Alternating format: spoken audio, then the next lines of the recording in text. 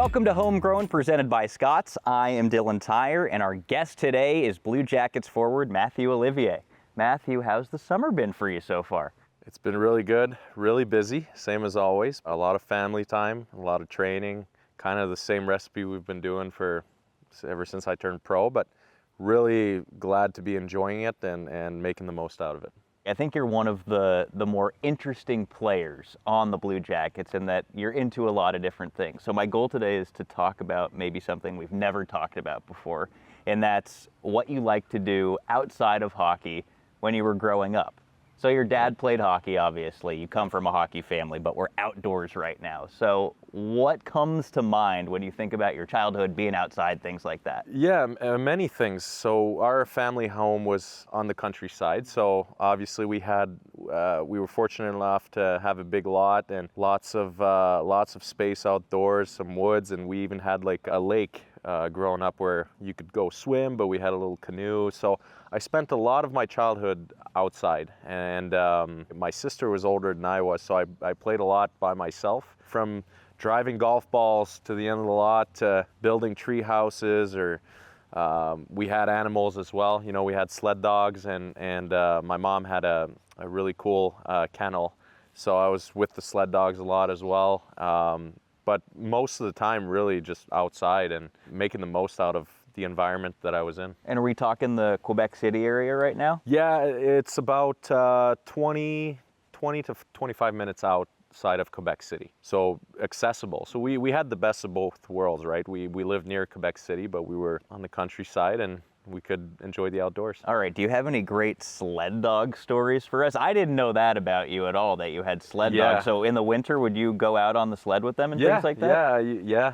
Like when I was younger, I would do the musher. Yeah, I was going to say, with the musher. Yeah, I did. Most of the time we had 4 Alaskan Malamutes. Mm-hmm. So really the big sled dogs that were, over 120 pounds and, kind of workhorse dogs. And I would get home from school in the winter and I would either go for a ride on the snowmobile, or I would take the dogs out, bring them out for a ride with the sled and everything and put the harnesses on. And so they were big animals, but I was a young kid at that time, and they're strong. So, as far as stories, definitely a few where either the dog got loose and I couldn't get it again, or, they say that the Malamutes, they're kind of like the closest cousin to the wolves. Mm-hmm. So they have that pack mentality. So I've seen some pretty hefty dog fights, and I wouldn't really get in the middle of those, but they definitely, they were entertaining, that's for sure. All right, would you say your love of the outdoors has traveled with you over time from growing up in that environment to where you are now?